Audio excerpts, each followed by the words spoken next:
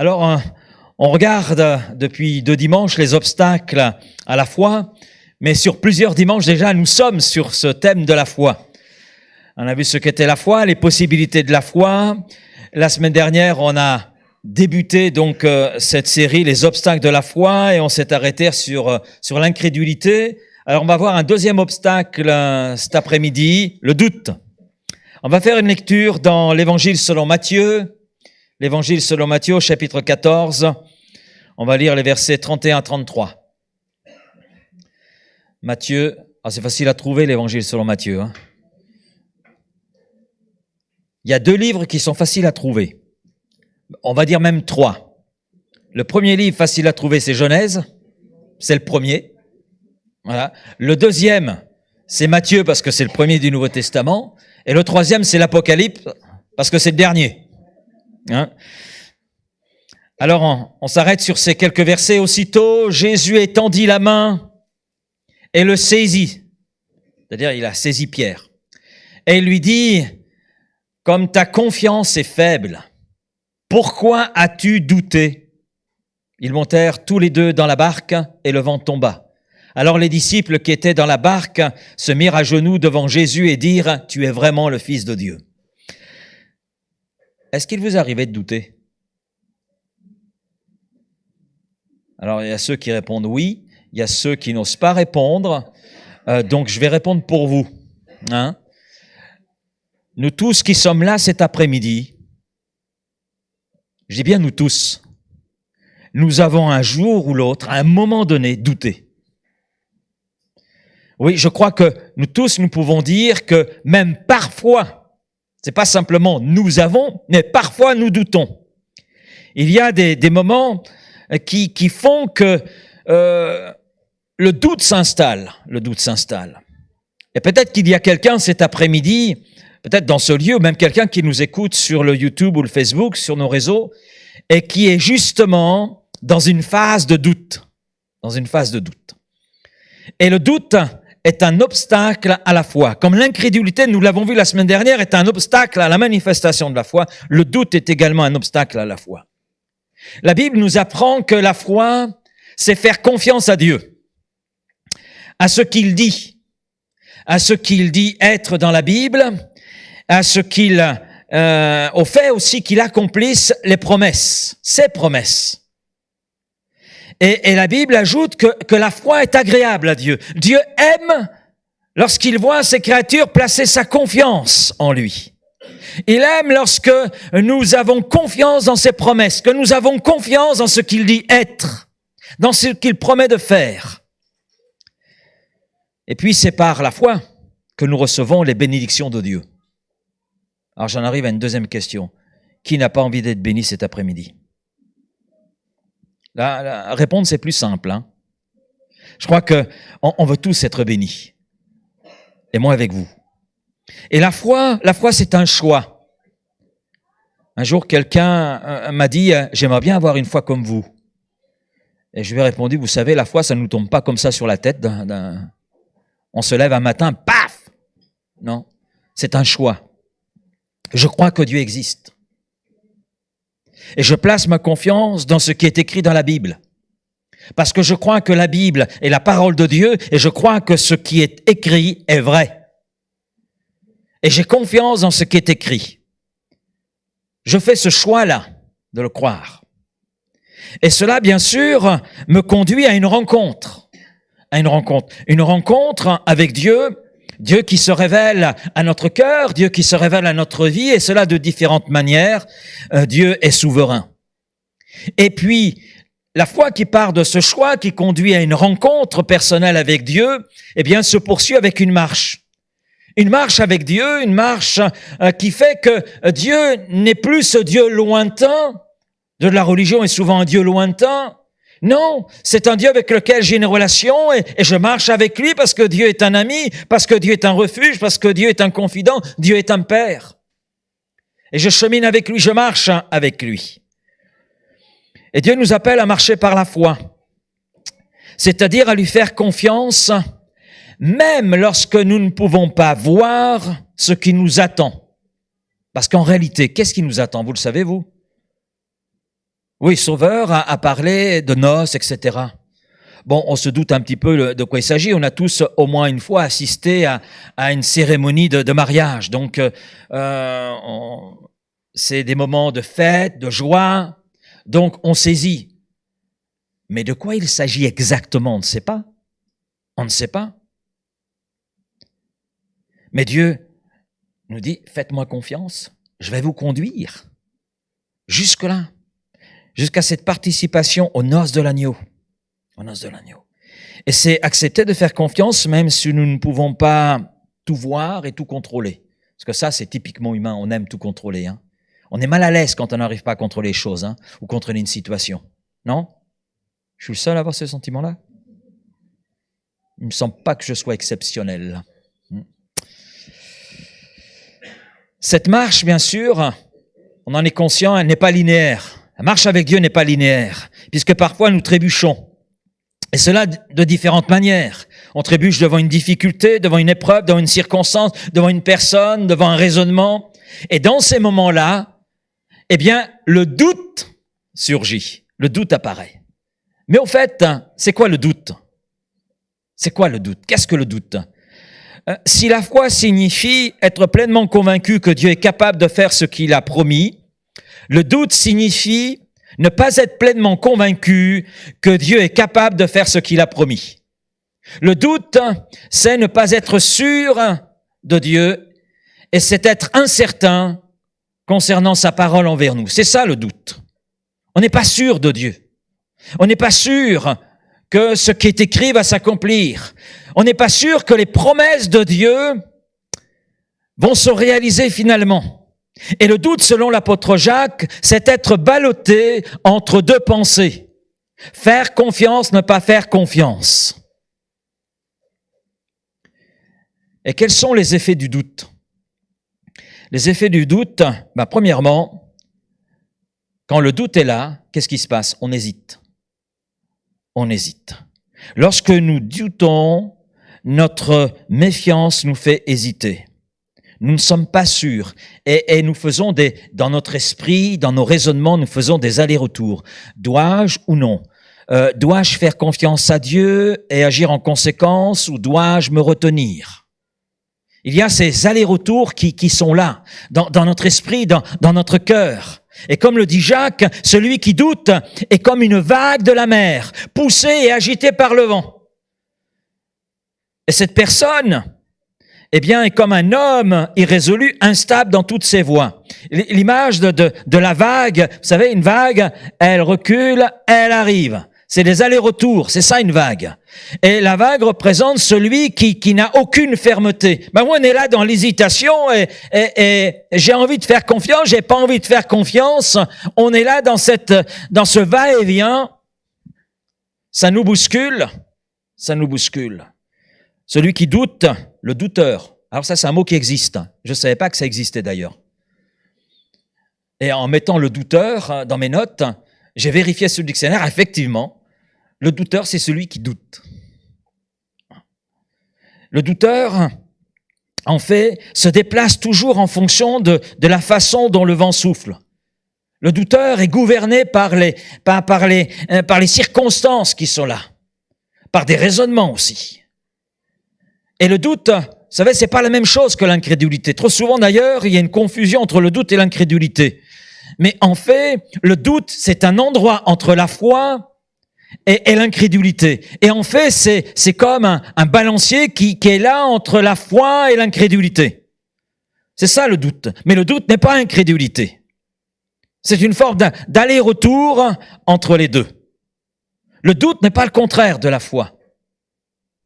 L'incrédulité est le contraire de la foi, mais pas le doute. Et pour comprendre tout cela, bien, on va revenir sur ce texte, l'extrait de texte, et on va voir le contexte de ce texte de Matthieu 14. C'est le témoignage de Pierre, l'apôtre Pierre.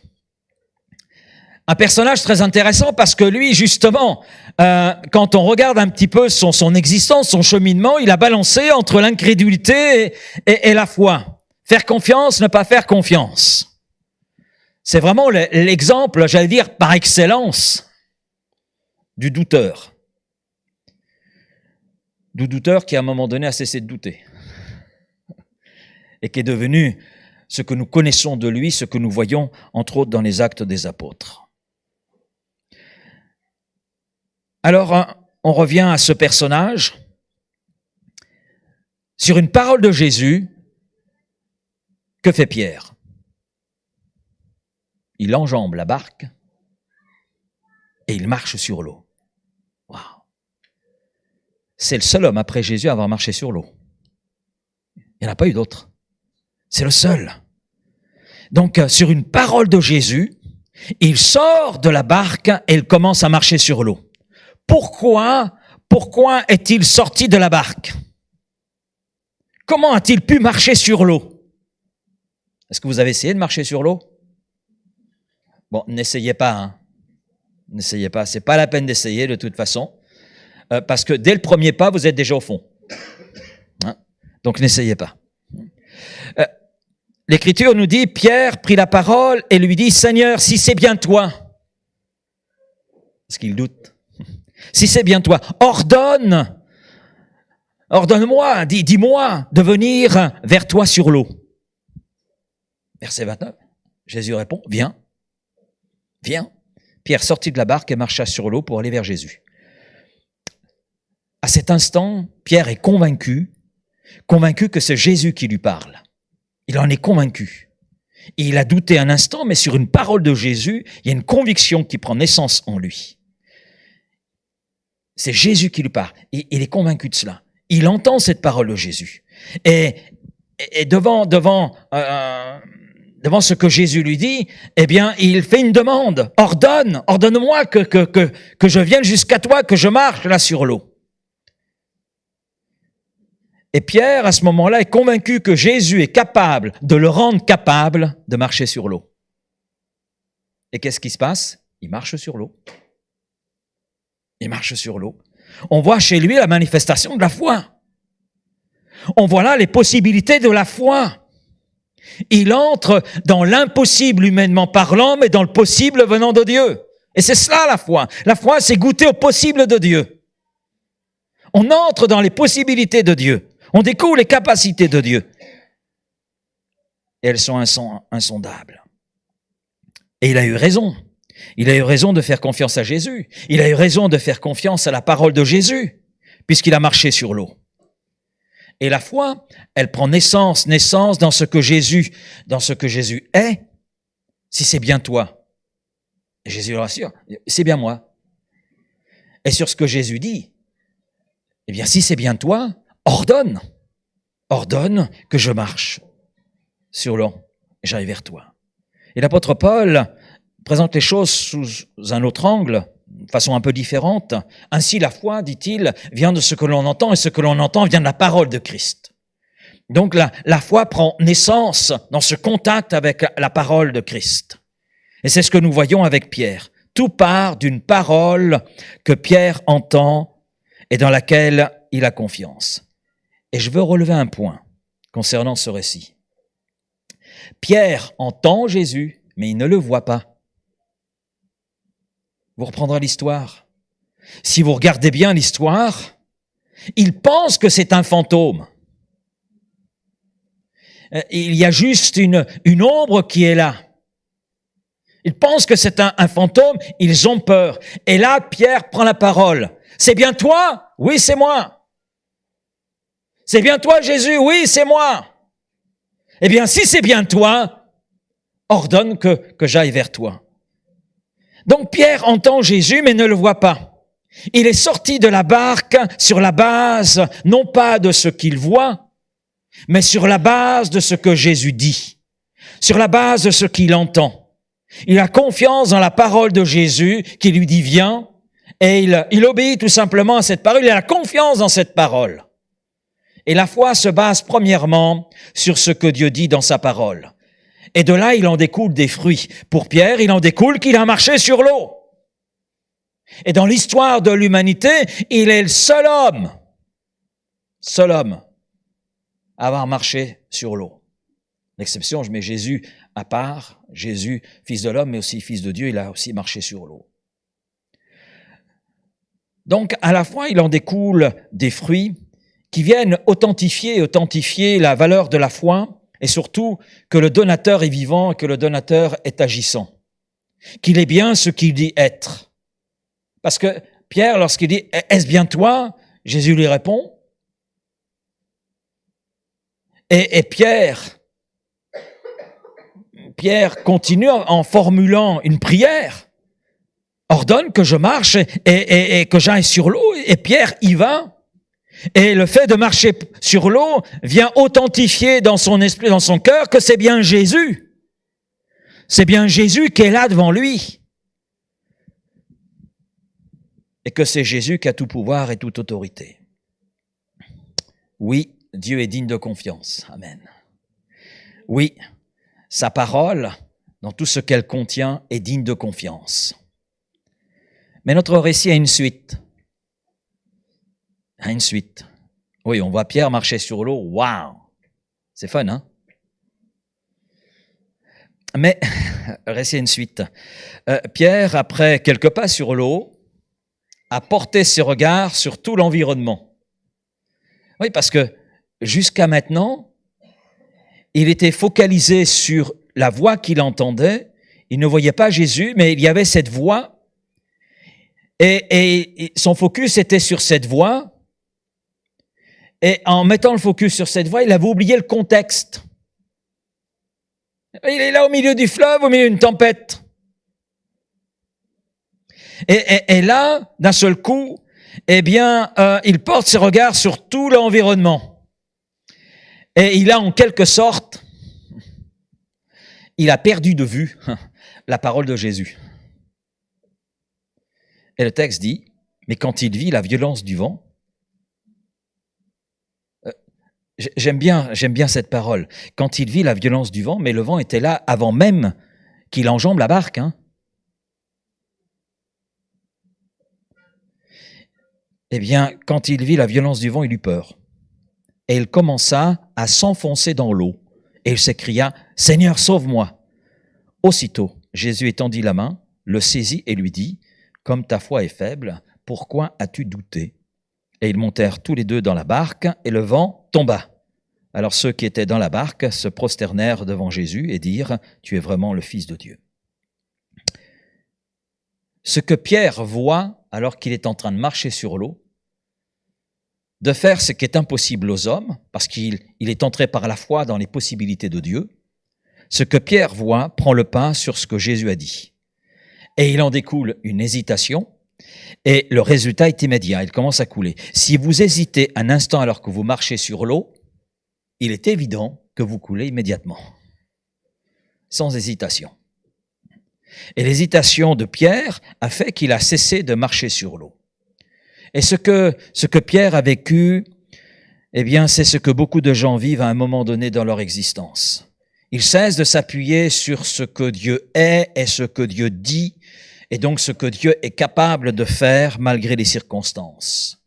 Et devant les circonstances, devant les difficultés, ils coulent. Mais je bénis Dieu. Je bénis Dieu parce que malgré le doute qu'elle a dans le cœur de Pierre, malgré le doute qui l'a envahi et qui fait qu'il coule, il a crié à Jésus. Et Jésus l'a sauvé. Jésus l'a pris par la main. Et avec Jésus, c'est bien spécifié, tous les deux montèrent dans la barque. Ce qui veut dire que Jésus est celui qui nous aime malgré nos doutes. Malgré nos doutes. Nous sommes des douteurs. Et Jésus vient au secours de nos doutes. Parce que Jésus est venu au secours de Pierre. Et Pierre est un homme de la même nature que nous. Ou nous sommes de la même nature que Pierre. Nous lui ressemblons à bien des égards. Et comme Jésus est venu à son secours, Jésus vient aussi à notre secours. Le deuxième résultat du doute, c'est que nous ne voyons pas dans notre vie l'accomplissement des promesses de Dieu. Ça se comprend puisque nous doutons. On est là dans un aller-retour entre la foi, donc la confiance, et l'incrédulité. La foi, c'est l'ouverture de son cœur pour recevoir la bénédiction de Dieu. et voir donc l'accomplissement de ce que Dieu dit à travers sa parole, voir l'accomplissement des promesses de Dieu dans notre vie. Mais le doute, c'est tergiverser dans son esprit, et c'est se retrouver à la porte de la bénédiction et ne pas voir l'accomplissement des promesses dans notre vie. C'est comme si vous étiez dans une boulangerie, au mieux que ça, dans une pâtisserie, voilà, et vous hésitez. Ce gâteau, je le prends pas, je l'achète pas. Si je prends ce gâteau, je vais grossir. Si je le prends pas, je vais pas grossir. Voilà. Et on rentre dans tout un raisonnement, hein. Dans tout un raisonnement. Le résultat, c'est que la personne qui est derrière vous, j'achète ce gâteau.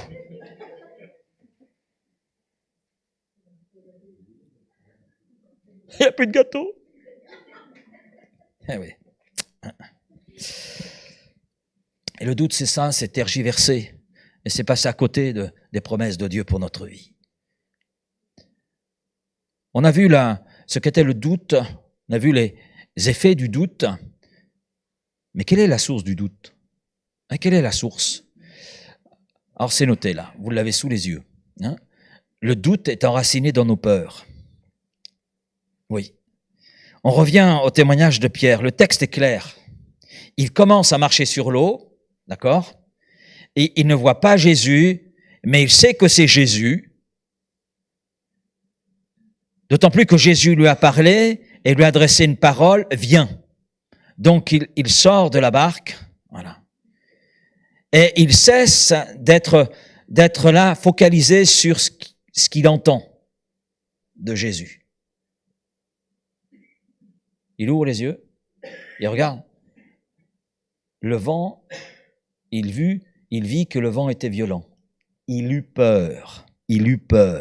Quand il vit la violence du vent, il eut peur. Et là, il a commencé à s'enfoncer. Oh, il n'est pas le seul à avoir vécu cette expérience. Il y en a d'autres. Marc 4, Jésus et ses disciples sont dans la barque. On les retrouve dans la barque. Il y a pas mal de choses qui se sont passées dans les barques, hein, et sur le fleuve.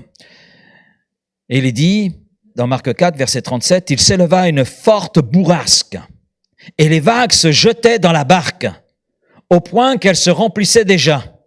Et lui, Jésus, il dormait à la poupe sur le coussin. Alors ils le réveillèrent et lui dirent, « Maître, tu ne te soucies pas de ce que nous périssons ?» Il se réveilla, menaça le vent et dit à la mer, « Silence, tais-toi. » Le vent cessa et un grand calme se fit. Puis il leur dit, « Pourquoi avez-vous tellement peur? Comment n'avez-vous pas de foi ?» Alors, j'aime cet épisode parce que dans la barque, vous savez qui est dans la barque? Il y a les disciples de Jésus. Mais plusieurs d'entre eux sont des marins. Eh oui, plusieurs d'entre eux sont des pêcheurs. Ils connaissent les lieux.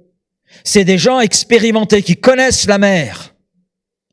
Et les disciples là, sont là dans la barque, au milieu d'eux, il y a des marins et les marins sont dépassés. Ils pensent que le bateau va couler. Mais Jésus est dans la barque. Là, Jésus est dans la barque. Jésus dort. Jésus dort. Il n'a pas peur. Il n'a pas peur. Et Jésus fera le reproche à ses disciples, mais pourquoi avez-vous tellement peur? Ils avaient peur qu'au lieu de les mener sur l'autre rive, Jésus allait les laisser mourir. C'est ce qui a suscité la peur. C'est pas le fait qu'il y ait bourrasque, etc. C'est le fait que l'eau remplissait la barque. Et donc, remplissant la barque, on voyait l'eau de la mer prendre le dessus et à un moment donné, ça allait couler. Et ils se sont imaginés que Jésus n'était pas assez puissant pour les sauver. Ils ont eu peur. Ils ont eu peur. Et c'est très intéressant, là aussi. Ils ont eu peur que Jésus les laisse mourir. Mais remarquez bien, on voit la foi et la peur qui là se juxtaposent. Parce que Jésus dit, « Pourquoi avez-vous tellement peur? Comment n'avez-vous pas de foi ?» Donc on voit cette juxtaposition à la fois du doute et de la peur. Et dans cet exemple, et il y en a d'autres, on voit les disciples qui veulent bien faire confiance à Dieu. Et ils le font. Et ils le font. Ils le font jusqu'à un certain point. Ils le font jusqu'à ce que les circonstances deviennent difficiles. Et quand les circonstances deviennent difficiles, eh bien, la peur apparaît. Et la peur les conduit à se focaliser sur les obstacles, sur tout ce qui ne va pas. Et là, la peur les saisit et les conduit à douter. La peur nous entraîne dans le doute. Dieu va-t-il intervenir pour moi? Peut-être qu'il ne veut pas. Peut-être qu'il ne veut pas. Et là, c'est le doute. Et là, c'est les allers-retours qui prennent place dans notre cœur et dans notre esprit. Et on est là entre la foi, faire confiance, et l'incrédulité. On est là, à se balade. On est là dans l'hésitation. Et pendant qu'on hésite, rien ne se passe. Rien ne se passe. Alors on en arrive à cette dernière question pour cet après-midi. Comment surmonter le doute? Comment surmonter le doute? Alors la première réponse, c'est déjà combattre la peur. Puisque la peur est la source de nos doutes, donc il faut s'attaquer à la peur. Il faut enlever la clé. Et on a un exemple très intéressant, c'est Marc 5, versets 21-43. Si je vous dis Jairus, ça vous dit quelque chose, hein? Donc Jairus a sa fille qui est malade.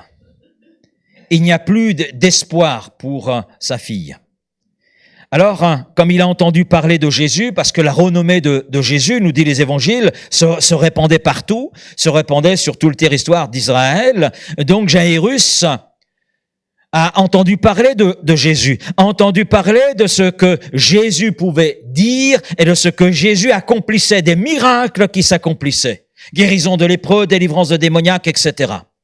Et il va à la rencontre de Jésus et il invite Jésus à venir chez lui afin d'intervenir au niveau de sa fille. Ma fille est à l'article de la mort, je te prie de venir chez moi et d'intervenir parce que tu le peux au regard de tout ce que j'ai entendu, de tout ce que je peux savoir aujourd'hui de toi, tu peux. Waouh! Et Jésus l'accompagne. Jésus et Jairus sont là en chemin et ils parlent ensemble. Et Jairus est pleinement dans la confiance là. Oui, Jésus est là avec lui. Et Jésus chemine avec lui. Mais à un moment donné, il y a les gens de la maison de Jairus qui arrivent à la rencontre de Jésus et de Jairus. Et ces gens arrivant à leur hauteur, ils disent ceci: ta fille Jairus est morte. Ce n'est plus la peine d'importuner le maître, d'importuner Jésus. Mais le texte poursuit en disant que Jésus, sans tenir compte de ces paroles, qui ne sont pas fausses, c'est la vérité, c'est la réalité. C'est la réalité de la situation. Donc Jésus, sans tenir compte de ces paroles, et Jésus sait que c'est vrai. Ces hommes ne sont pas venus donner une fausse nouvelle, c'est une vraie nouvelle. Et quelle nouvelle? Mais sans tenir compte de ces paroles, il dit à Jairus, n'aie pas peur, ne te laisse pas saisir par la peur, crois seulement. En d'autres termes, Jésus dit à Jairus, ne laisse pas la peur en cet instant devant ce que tu entends, devant la réalité de la situation dans laquelle tu te trouves, ne laisse pas la peur prendre le dessus. Les évidences sont là, c'est vrai, mais je suis avec toi, fais-moi confiance. Mais c'est exactement ce que Jésus nous dit dans les situations que nous connaissons et traversons. Jésus est là à côté de tous ceux qui l'invoquent. Et c'est vers lui que nos regards doivent se tourner lorsque les évidences veulent susciter en nous la peur. Et Jairus a écouté Jésus, et il a eu raison. Il a refusé de se laisser envahir par les évidences, et donc se laisser envahir par la peur. Et il est demeuré dans cette confiance en Jésus. Et Jésus, nous le savons, a ramené à la vie la fille de Jairus. Amen. Donc il est entré par la foi qui était la sienne, et il n'a pas laissé cette foi être envahi par la peur et le conduire au doute. Il est entré dans les possibilités de Dieu. Amen. Comment surmonter le doute? En combattant la peur par la foi. Deuxième élément, garder la parole de Dieu dans notre cœur. D'où vient la foi? On l'a déjà dit, la foi vient de ce que l'on entend vient de la parole de Christ. Romains 10, 17. Donc la parole que Dieu nous adresse construit la foi en nous, développe la foi en nous. Et Dieu nous parle à travers la Bible. Et son contenu est puissant et vivant. C'est pas une parole morte. Vous lisez Victor Hugo, Rimbaud, ce que vous voulez, c'est parole morte. Parce qu'à ma connaissance, Victor Hugo, Rimbaud et tous ces poètes ne sont plus. Ils ne sont plus, ils appartiennent au passé. Dieu n'appartient pas au passé, il appartient au présent. Parce que Dieu est vivant, parce que Dieu est agissant. Et sa parole est de la même nature. C'est une parole vivante et agissante. Et l'auteur de l'Épître aux Hébreux le dit, car la parole faite livre de Dieu est vivante et active. Active. Et elle est active dans le cœur qui la reçoit par la foi. Et là, je parle du moment où nous lisons les Écritures et où la vérité de Dieu prend vie et descend dans notre cœur et nous touche. Et là, on connaît alors la vérité à un niveau qui dépasse simplement l'intellect et nos sens. Ça va au-delà. C'est Dieu qui s'adresse à notre cœur. Et quand Dieu nous parle et que nous recevons sa parole, elle nous édifie, elle nous fortifie dans la foi. Et quelque chose de surnaturel prend alors naissance en nous, se produit en nous. Et nous donne une autre vision des évidences et des réalités. C'est ce qui se passe pour Jairus. Crois seulement. Ne laisse pas la peur t'envahir. Et il place sa confiance, il demeure le focus sur cette parole de Jésus. Et il a raison. Elle vient là fortifier sa foi, cette parole. Elle vient là changer sa vision de l'évidence qui est là. Elle lui permet d'entrer dans les possibilités divines. Quand la peur est là, plongeons-nous dans la parole de Dieu et laissons la puissance de sa parole agir dans notre cœur.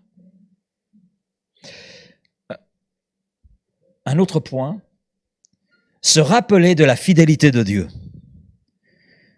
Tout d'abord, se rappeler que Dieu est toujours fidèle. Pierre s'est enfoncé, mais il n'a pas coulé. Amen.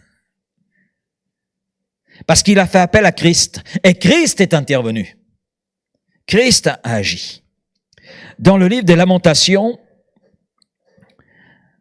alors c'est vrai que si on s'arrête au mot en lui-même, au titre de ce livre, Lamentation, on se dit, oh, ça vaut pas la peine de lire ce livre, on va pas arrêter de pleurer.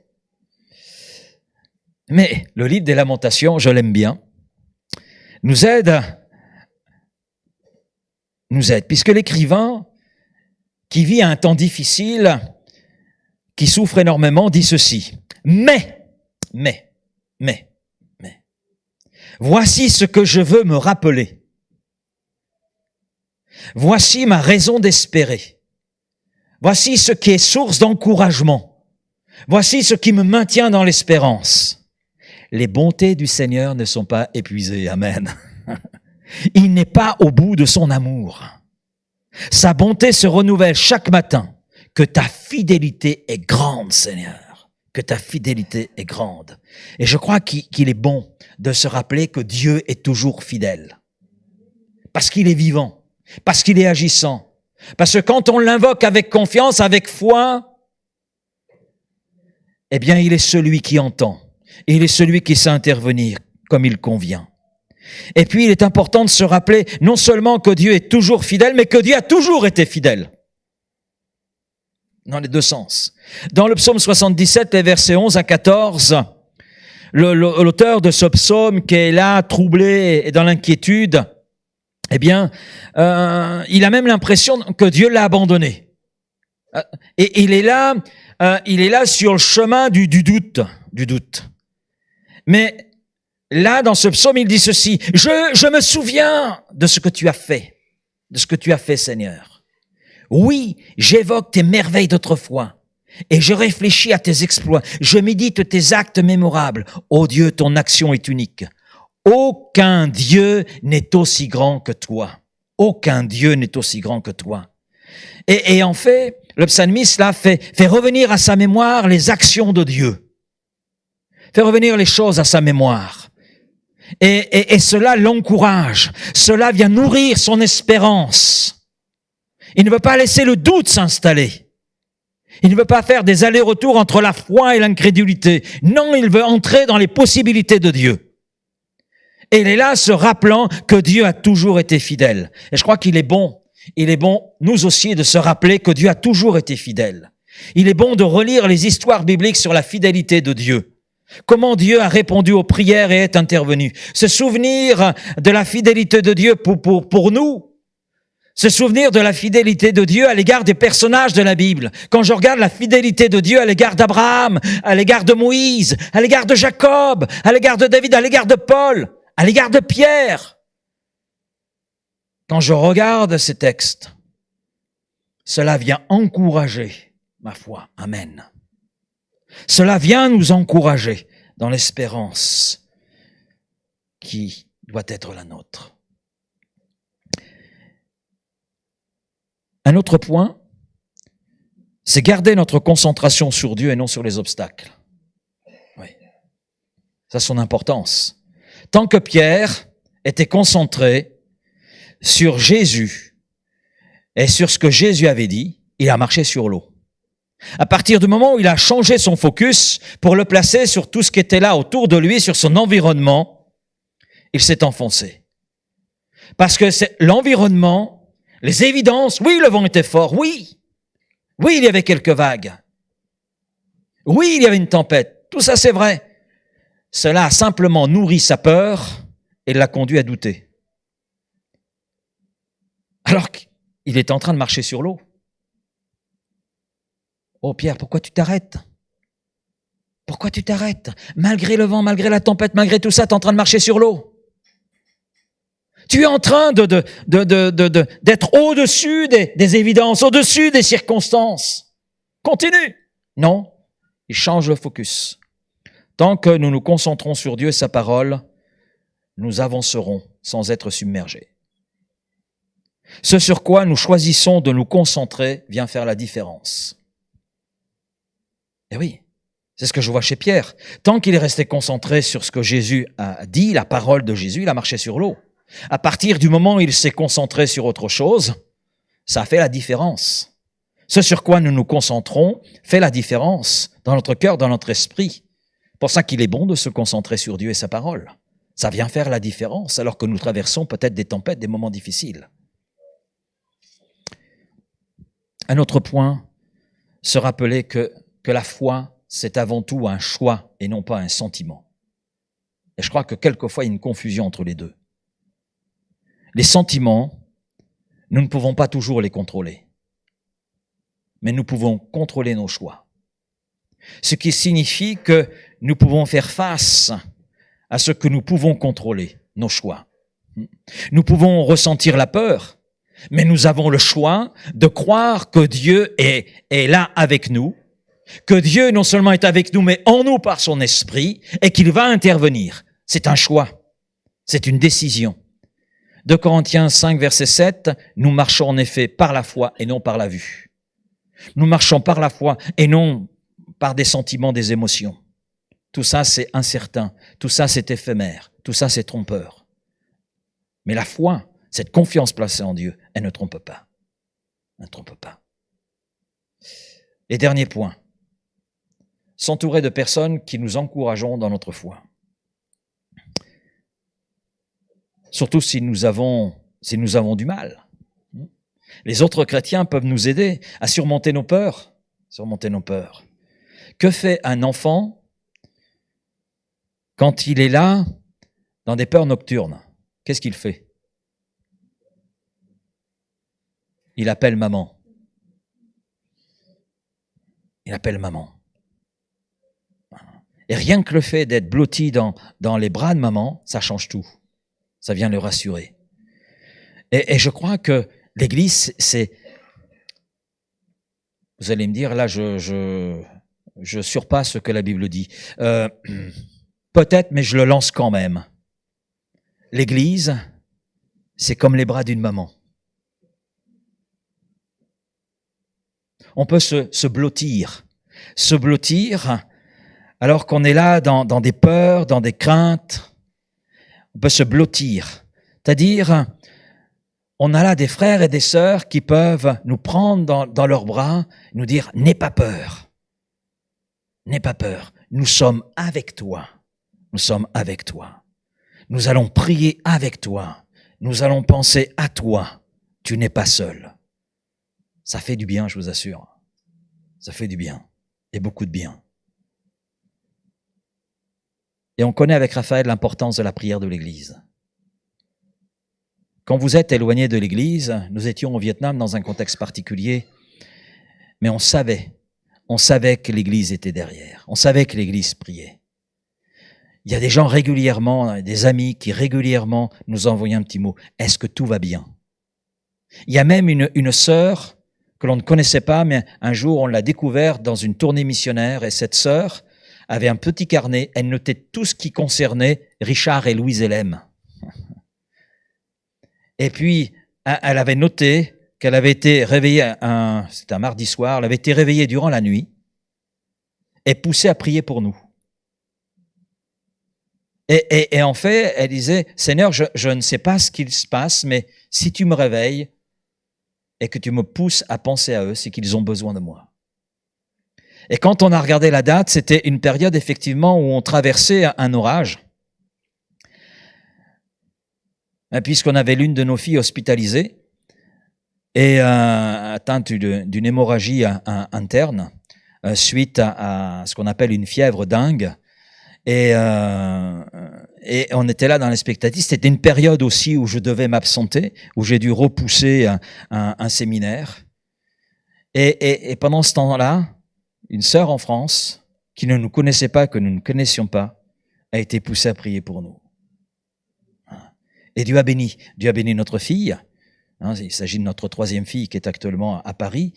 Et Dieu a béni, parce qu'heureusement que je n'ai pas assisté au séminaire auquel que je devais présider, puisque la police était là. Et en fait, on a décalé de 24 heures. Et heureusement, quand la police est arrivée au rendez-vous, il n'y avait personne. On était absent. Et on a vu, oui, la main de Dieu. La main de Dieu sur notre enfant et la main de Dieu sur cette situation dans le même temps. Mais on a vu, à travers le témoignage de cette sœur, l'importance de la prière, la force de la prière, d'être là, oui, en communion avec l'Église. J'aime l'Église. Je suis au service de l'Église. Parce que l'Église, c'est dans la volonté de Dieu. C'est Dieu qui a voulu l'Église. C'est Dieu qui la dirige. Et c'est Dieu qui l'enlèvera. Amen. Donc il est bon. Il est bon de s'entourer de personnes qui nous encouragent dans notre foi.